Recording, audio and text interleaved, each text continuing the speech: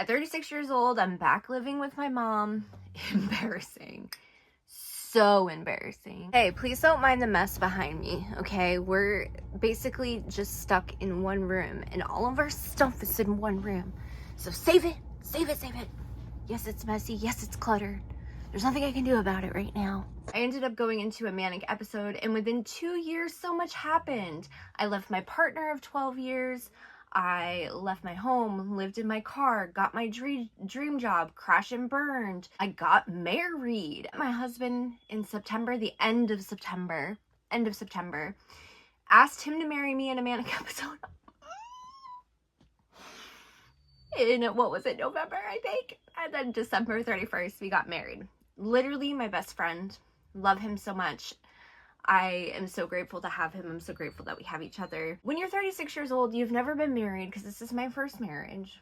You just know what you want. You know what I mean, Jelly Bean? Within 2 years of leaving my ex of 12 years, got my own apartment by myself, doing really well because I left him and the kids stayed with him because I was going to live in my car for a few months before I got an apartment. I got into a super toxic relationship for a year because I was manic, and I'm like, I need to give everybody a fucking year. When I was in that toxic relationship, I started to cope with drinking and other things. Like, oh, it got so bad. I would literally walk around the town that I was living in at the time and just get hammered, straight hammered. I love to walk when I'm drinking.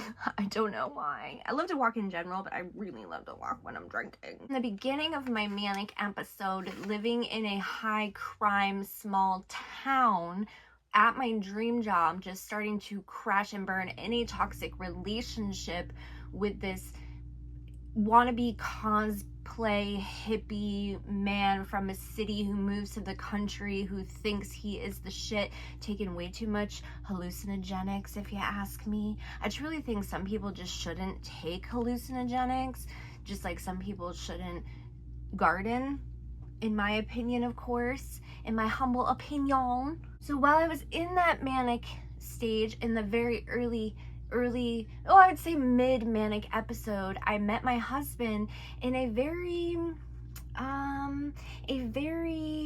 odd, sketchy place. And within the first time that I met him, I didn't know I wanted to be with him, but I knew I wanted him in my life. And it's weird because every person I've been with, I knew I was going to be with them the moment I made eye contact. Literally, the moment I made eye contact with them. I didn't know that with him, but I knew that I wanted to have him in my life. So he went to jail, a bunch of stuff happened, and then when he got out, met him the end of September when he got out of jail and everything. In October, I asked him to marry me, and then he went to rehab, then he got out of rehab. And then we moved. We got out of the high crime small town where both of us were running amok out there. And he helped snatch me out of it, just like I helped him and snatched him out of it. You know what I mean, Jelly Bean? Before we snatched each other out of it, I went into a full-blown manic episode in psychosis with psychotic features, which I'm now medicated for the psychotic features. I was already medicated for the bipolar 1. Before I got snatched as well, I ended up quitting my dream job and literally just letting everything crash and burn. When I'm manic, I allow people to take advantage of me. I want to give everything that I have to people. I think I'm like an expert at helping people, which is really, really bad. I'll give people money when I don't have money to be giving.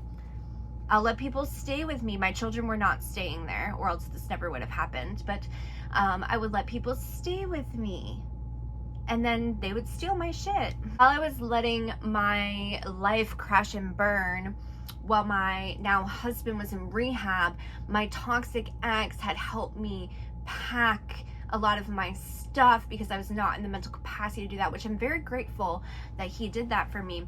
But then he held my shit at ransom unless I went back with him and I signed this list of rules.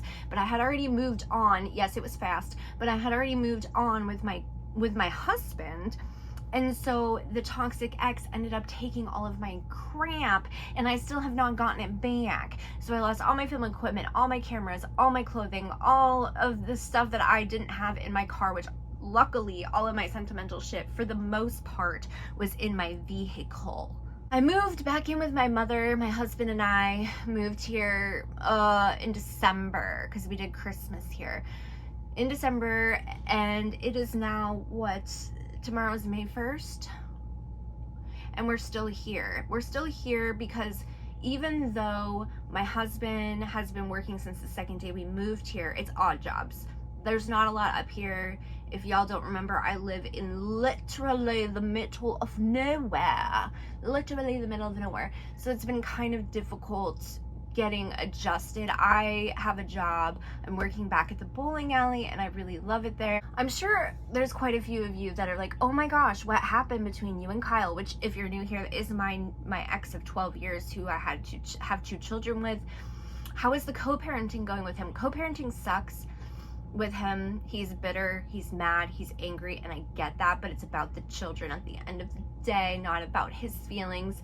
And so why don't we get into somebody wanted a story time of me and Kyle and like why I left and all this other jazz.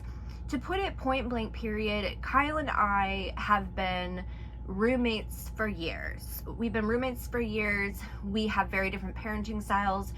We are very different people. I'm someone who's very communicative. I'm an external processor. I like to talk things out. I like to address things right when they happen. And Kyle is avoidant. He shuts down. He can't communicate.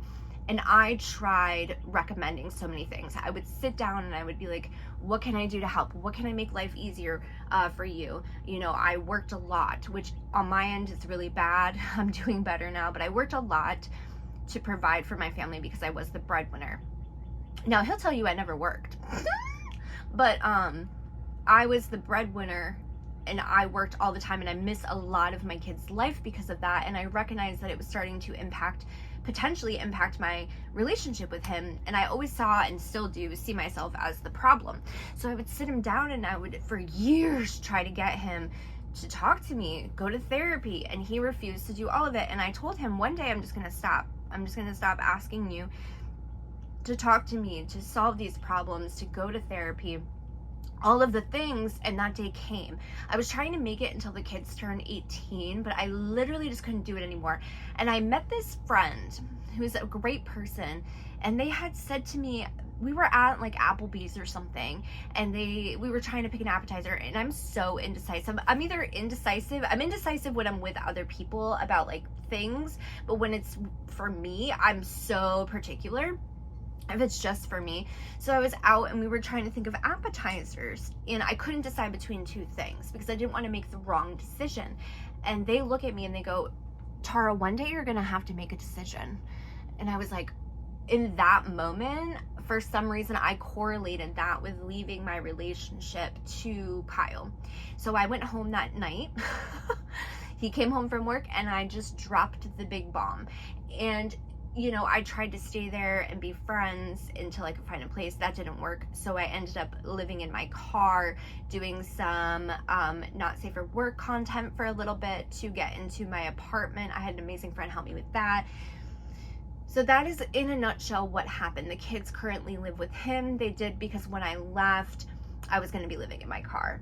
And right now I'm not in a position. When I lived in this small town with high crime, and so the kids also couldn't live with me because all I could afford was a 1-bedroom, because it was $1,700 for a 1-bedroom.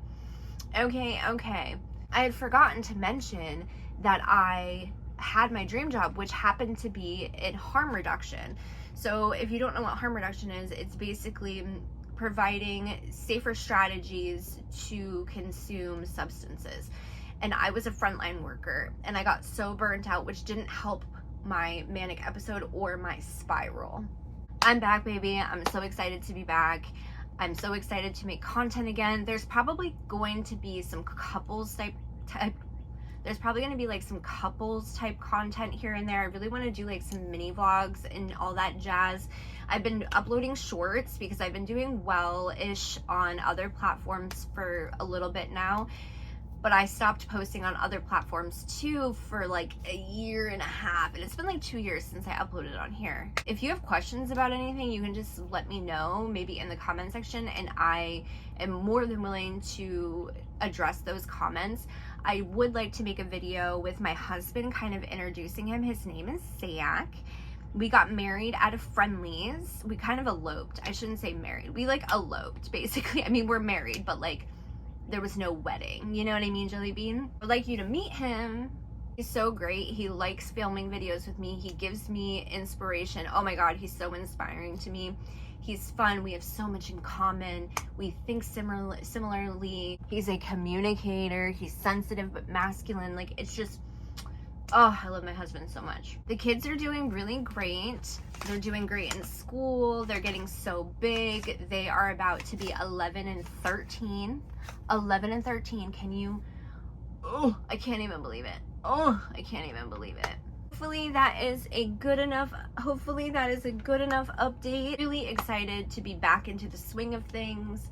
I missed making content so much. Once we move into our own place, which genuinely I don't know when that's gonna be, I want to make you some cooking videos, and I miss y'all so much. Cooking videos I want to do, and just other like cool videos. We have a camp series that we're going to be doing, my husband and I, up at our camp, which is really cool. It's on like a lot of land, and there's this little like structure there and the river there, and we're getting it ready. Like, we're gonna go do flower beds next time we're there and do a tour of the inside of the cabin. I do have a video posted of the outside, like where we're gonna build our home one day, yada yada yada, all that jazz. Anyways, love you so much, Jelly Beans. Bye.